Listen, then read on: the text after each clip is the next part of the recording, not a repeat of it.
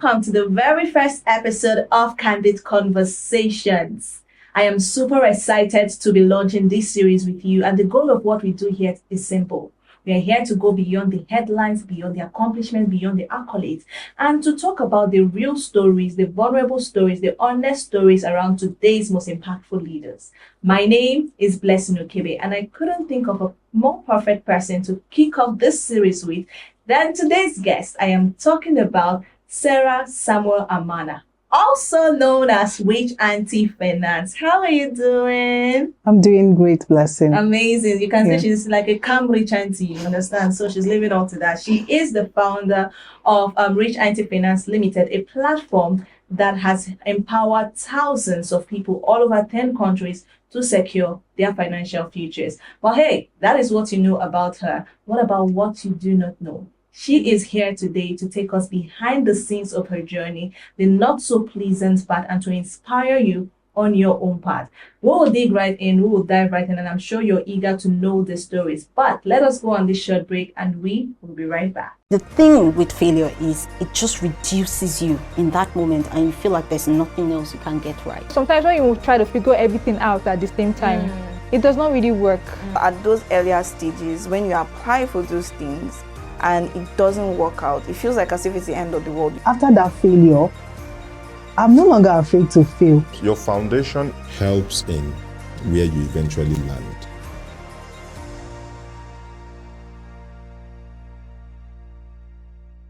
Welcome back. This is still Candid Conversations with Blessing Okebe, and right here in the studio, I have the founder of Rich Auntie Finance. She is Sarah Samuel Amana. You're welcome. How are you doing today? I'm doing good. Thank you for having me here, Blessing. Always a pleasure. So, let's get right into it. You have built Rich Auntie Finance Limited to inspire and empower thousands of people across 10 countries to take a hold of their financial futures. And I want you to tell us some of the hardest lessons you learned while building this platform. You can tell us the stories about it. What were the not so good moments about building this? Okay, so a little backstory of how I started Rich Auntie Finance. So I started Rich Auntie Finance as a cooperative, and then it failed within the first 2 months, right? Yeah, it failed within the first 2 months, and it was hell because as at then I had just had my second child, so he was still a baby. And then, you know, when it comes to money, people and their money, it's a whole, you don't touch their monies. And then we lost a lot of money during that time. And I was a pastor's wife and I was an associate pastor. So I had church members say all sorts of things about me. And it was that time where I felt ashamed. I felt like a failure and everything. And I just decided there has to be a better way. There has to be a better way. What did I get wrong? What did I do wrong? And then I decided to, I'm a Christian, so I decided to pray, started to seek God. And aside praying, I was doing my research because I wanted to do better. And in the course of prayers, in the course of researching, I found better ways to do my business. And I stumbled on financial literacy. Before then, I had no knowledge. I had no financial literacy. You know, you get to hear people say, save, save, save, save. Nobody tells you why you should save. Nobody shows you how you should save. There are principles to wealth building. You don't just, if you stumble into wealth, you would definitely stumble out of it. And that was what happened to me. And it was a challenging period in my life. But after I got the whole hang of everything, it now became a point where I wanted to teach people. I wanted them to know. I wanted them to be enlightened. Like I said, I was a pastor's wife and I had responsibilities too. So I had people who were looking up to me. So at that point, I just wanted the people next to me to know what I knew or the newfound knowledge I had gotten. So it was a challenging period. And after I now built the Rich Auntie platform, which is a financial literacy platform, actually, before we now turned it into, or before it grew into a financial services company, it took a lot of commitment. That's what people don't see. They see the glamour today, They see me traveling and everybody wants that. But it takes a lot of commitment. It takes a lot of discipline. It takes a lot of grit. It takes a lot of that. Remember, I'm a mom. I have 2 kids. Pastor's wife too. and I'm a wife. So you have all that. So how do you juggle all that? And then you're still building a company. So you need discipline, you need consistency, you need grit, and then you need to have the hunger for knowledge, and you need to make sacrifice. Most times people want to be successful, but how many people are willing to sacrifice? Because whether you like it or not, if you're building anything of what, you have to make sacrifice. So those were the challenges and obstacles I had to go through. What were some sacrifices you had to make? And do you regret them now? No. No, I wouldn't say I had to make, when I talk of sacrifice, I'm talking about when it comes to investing in yourself personally. Because there's a limit to how far you can go if you do not invest in yourself, if you do not become a person of value. And for me, that's where it started. That was the turning point in my life. I had to aggressively invest in myself. And that is the sacrifice I had to make. And because we're living in a world where you can actually do everything online, it made it easy. So I didn't really have to sacrifice my family or my children to do that. So I could easily just, when they're in school, when my husband is at work, I could build myself up through online courses, going for conferences and all that. So those were like the major sacrifice I had to make to become who I am today. Was there a time you felt that, oh no, this rich auntie, I'm not doing it again? Like it had taken like so much from you that you felt like you were giving too much and you're not getting the commensurate rewards in return. Were there moments like that? Okay, honest truth, I haven't gotten to that point yet. Okay. Because my company is barely 5 years old. So we haven't gotten to that rock bottom point. Yeah. I'm still enjoying it. And aside that, like I mentioned, when I started, I prayed. Yeah. Okay. I prayed.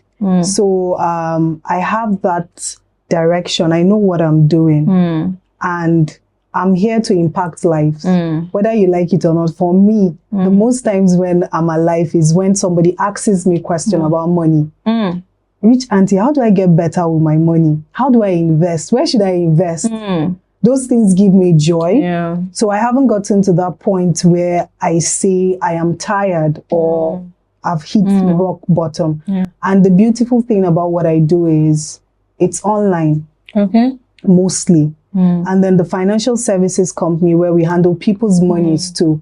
We have strict rules, we have laws, we have regulations that makes it easy for us to actually function. So even if we have a difficult client, because we have rules on ground, there's no way you get into so much trouble because of that. And most times with clients and their monies, when they begin to panic is because they do not understand some certain things. And once you explain to them, it gives them a level of comfort and everybody goes back to be good. So I haven't really experienced that point where it's very low. Although right now it's getting pretty busy. Okay. So, Okay. So I remember coming back, I was at the airport at Qatar and I was telling my sister, I said, Oma, rich people used to try. Because as you're dropping from one plane, you're going into another meeting, and before you know it, the following day you have meetings upon meetings. It's a lot of work. Yeah. People just see the pictures. Yeah. They don't see the tiredness. Yes. In fact, at the point I felt ill, but no matter how ill I am, I can't fall sick.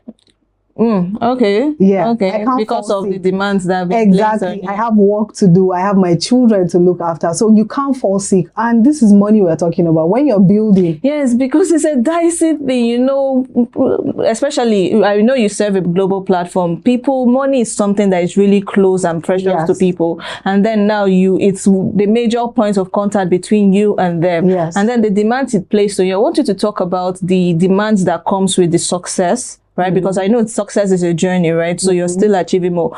But the current one, which you hinted on, can you tell us more about the demands that it comes with that people do not necessarily see, but it's part of the job? So like I said, you can't fall sick. Oh, no, even when you fall sick, you can't afford to feel sick because there are lives attached to you. Everything changes when you look at it from the perspective of purpose. Okay. You know that you're not doing this for yourself. You know that if you fail, you're not just the only one failing. There are others, there are lives. Like I always say, at the other side of your obedience are 1,000 lives waiting. Oh. So you see yourself and you think you're just one person, but there are thousands of lives attached to you. If Rich Auntie fails today, that means that we are truncating the financial destinies of so many people who would have come in contact with us. So those are the challenges. Like I said, you can't rest because you're thinking, how do I do better? How do I serve my clients better? How do I make sure that they are doing well? Because we're talking about money now. You want to make sure that they're financially independent. So how do you do that? Because all they will do is throw the money at you. I just want to make this return on investment. And you have to be in the brain box. And you have to be the brain box, working behind the clock to make sure that that happens. You have to guarantee the safety of their principal. Because you get to a certain age where you cannot lose money. In your early 20s, you can lose money and you have age and time to work for you. If you're in your 40s, 50s, 60s, and you lose money, you do not have the energy to recover it. So for most times, you're thinking of those clients. How do I make sure they do not lose their monies? How do I make sure I give them sound financial advice that will benefit them? And you know, most times again, when it comes to money, you can just give someone a financial advice and they put their monies, let's say, into cryptocurrencies. And then crypto crashes tomorrow. They come and they're holding you by the neck. But you're not the market. But just because you give that advice, they come for you. So those are the challenges we go through. But we have to keep pushing and we have to keep moving forward. Well, I want us to talk about handling those expectations and handling those pressures, especially when it comes to money, right? But let's just go on a short break. I'm sure you want to hear more, so don't go anywhere. When we come right back, we'll continue. Welcome to Candid Conversations. This is that show that offers unfiltered glimpse into the real stories of some of today's most impactful leaders. In a world that often celebrates the final products of success, Candid Conversations takes you behind the scenes to uncover the personal struggles, doubts, fears, failures that have shaped the leaders we admire today. In each episode, we sit down with people who have made their mark across different industries: media, politics, entertainment, business, entrepreneurship, and beyond. And we have honest, thought-provoking conversations around their personal and professional journeys. The goal of the show is simple. It is to go beyond their accomplishments and accolades and uncover the raw, emotional stories that rarely make the headlines. My name is Blessing Okebe, your host, and this show is coming to you live from Universal TV Africa. Let's get into these conversations. So what is one hidden talent you have that nobody knows about? What are some of the hardest truths you had to admit about yourself? I'm a big procrastinator. Okay.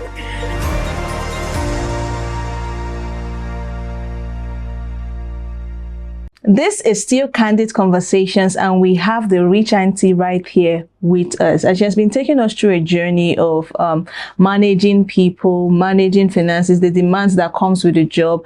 And now I want to ask you, like, see, money, me self, if I'm investing, let me take myself for an example. Investing comes with its own pressure. But you are working with several people. And this is money. So how do you manage those pressures, those challenges? You said one thing you mentioned is that you've put rules in place.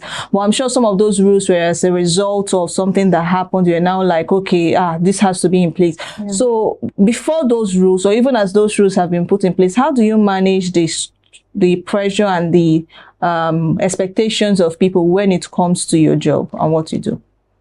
Okay, so the first thing I usually do would tell them, because it's majorly investing, whether as advice or practical investment, is every investment carries a level of risk. Okay. And that's what most people don't know. They feel once they're investing, there's 100% guarantee. But every investment carries a level of risk. So the first thing is to let them know.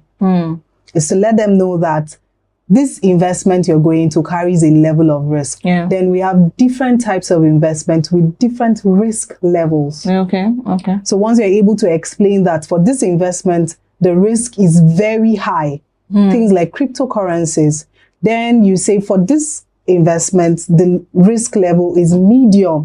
That means you might lose your money, moderate. You might lose, but it's 50-50. You win some, you lose some. Yeah. Yes. Then you explain again that for some, they are low risk. That means that there's every probability that you might not lose your money. We're talking about investments like government bonds. The Nigerian government is never going to go anywhere. So if you invest your monies there, you know that every quarter you get return on investment. Yeah. So it's now left for the investor to say, okay, this is what I'm most comfortable with. So I'm going to do that. So like I said, at every level, so it still boils back to having rules, regulations, and letting them know that this is what you are going into. And that is what Rich Auntie Finance is all about. We're all about helping individuals make informed financial decisions. So you know what you're going into. So that tomorrow you won't come back and say that, but you didn't tell me this now. I didn't know this. And that's what happens with, that's why so many people fall victims to Ponzi schemes.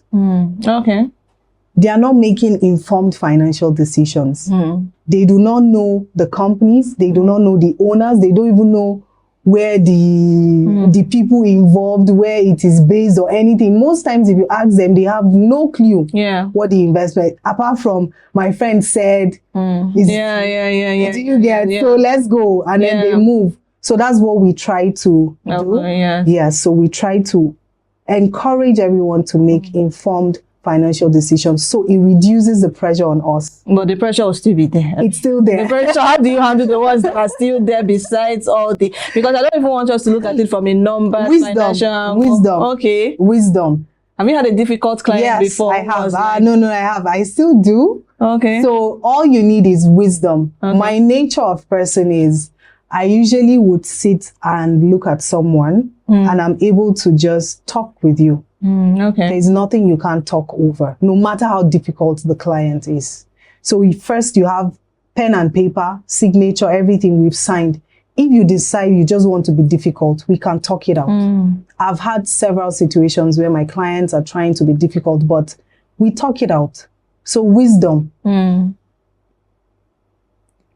The Bible says wisdom is profitable to direct. Yeah, amazing. And at every point, once you have the Holy Spirit, He helps you and then He directs you. So you have that. Amazing. Okay. So that has been my my backbone. You're trying. Well, it's fine. So can you take us to a moment when, and this one does not have to necessarily be around your company. Yeah. So can you take us to a moment when you failed before, and that failure was something so big that it almost cost you a lot, but of course you're here, so that means you kept moving on despite that. Can you take us back to that moment a little? Yeah, so that was 2020. Okay, COVID, right? Yeah, shortly after COVID, 2020, 2021. That was when it happened. Life just turned upside down. So I mentioned the cooperative. So it still boils down to work. Okay. Right? After it failed, my world crashed. I couldn't go out for so many months. I couldn't go out. I couldn't go to church. I was just even Wait, so that cooperative scared. was different from Rich Auntie Finance, and the one that failed after 2 months, right? Yeah, so that's the one. Yeah, okay. It's totally different from Rich Auntie, but that was where Rich Auntie Finance was birthed from. Okay. You get so I had that failure, and it was I wasn't even living in Abuja then. I was living in Jos, and Jos is a small town. Everybody knows everybody. So you have that being a failure. Everybody knows that you're a failure. Everybody calls you a thief because you actually were not able to manage the monies they give you well. So it was all sorts, it was all shades of being a pastor's wife, right? That exactly. was like, you get, but I was able to pull through. I was able to pull through by the help of God. And my bounce back was just amazing. It taught me at that place and at that point, God taught me so many lessons. I learned a lot. It's the foundation for which I now built Rich Auntie Finance. Because like I said, if you've had failures before, and you know the funny thing that happened to me, after that failure, I'm no longer afraid to fail. Okay. Yeah, I'm no longer afraid to fail. I'm no longer afraid to take risk. I'm no longer afraid of money. Money used to be like, growing up, I've always been in the church system. I grew up in a pastor's house and all that, married a pastor. So I grew up with that, that culture, that teaching that you do not steal. So for me, if you would ever insult me, you can call me anything, but don't call me a thief. I didn't want to hear that. It was like, me, thief, how? Do you get? So after I had that experience, and that was like the thing. So it ripped me off of that shame of that, of that shame of being called that. It just helped me. It just helped me take more risk, helped me to believe more in myself, helped me know that whatever people call you do not matter. Your intentions is what distinguishes you at the end of the day. Trust me, those same people are now coming back. They are now coming back because it's more like this success is revenge success. True, absolutely. Do you get where for me, at a point, I wanted to prove that that is not who I am. Because I know the intentions I had when I started that cooperative. It's just I took a bad turn because I did not have the knowledge. Yeah, you now had the knowledge and built up. Now I have the knowledge, I have the guidance, I have everything, and I'm building a stronger company and all that. We've been going on for close to 3 years now, and we've never had any issues. Now we're even a global brand. Yeah, you know how you were able to take a message from that mess and build upon it to what you've built, like over 10 countries, and that's so amazing, right? Now, I want you to what are some difficult truths you've had to realize about yourself, right? So what are some hard truths that you were like, okay, maybe based on what happened, based on personal experiences that may not be work, what are some of the hardest truths you had to admit about yourself? Number one, I'm a big procrastinator. Okay. Oh my God. I'm very, that is the truth. That takes a lot of courage to admit to, because I'm big on procrastination. So what happens, how I'm able to I'm still struggling with it, trust me. How I'm able to really handle that is every time I have a task to do, or every time I have something I need to do, I make sure immediately you're giving it to me, I'm doing it. Okay. Yes, immediately. But because once I decide, okay, later, that's the end of it. So that's one. Okay, it takes a lot of courage to admit that. Yeah. All right, I think my last question would be, what is life teaching you lately? Right. What is, or if there are lessons, the way you just, it's as if there are plenty. Yes. Give it to us. What lessons are you learning lately from life? Wow.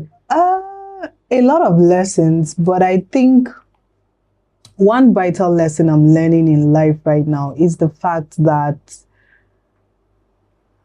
people see the glamour, they want what you have, but most times people are not ready to put in the work. And right now, when I mean the work, I realized recently that people who are very successful are big on investing in themselves. And that takes a lot of money. Yeah, true. The most common phrase I get these days is rich auntie cut soap for us. But the truth is, are you willing to go the extra mile I'm going. Yeah. And most times people Do not want to. And that's one lesson I'm learning. The second lesson I'm learning is as I climb this ladder of success, I discover that as you're becoming successful, you're also discovering yourself in the process. Yes, absolutely. And it takes a lot. And sometimes you give people gap. You decide you're giving people space and all that. They might not understand and you cannot explain, but it's fine. It's fine to give people space when they do not understand what you're going through on your journey. So I think that's basically what life is teaching me at this point. My life is still teaching you. Okay. All right, ladies and gentlemen, I'm sure this is one impactful episode. Like, I've learned so much, and I'm sure you have too. Rich Auntie, thank you so much. But we cannot let you go without playing this game with you. So I have a list of 10 questions. You just pick one, and whatever the question is, you've got to do it. So let's go. Any question at all? 7. Okay, 7. All right. So what is one hidden talent you have that nobody knows about? Hey, nobody knows about? Yes. I know how to make hair. Okay. Okay. All right. No problem. We'll take that. Can you make your own hair?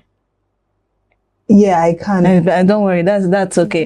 Thank you so much, everyone. Thank you once again to our amazing guests for this episode. I remain blessed in Okebe, your host, and see you in the next episode.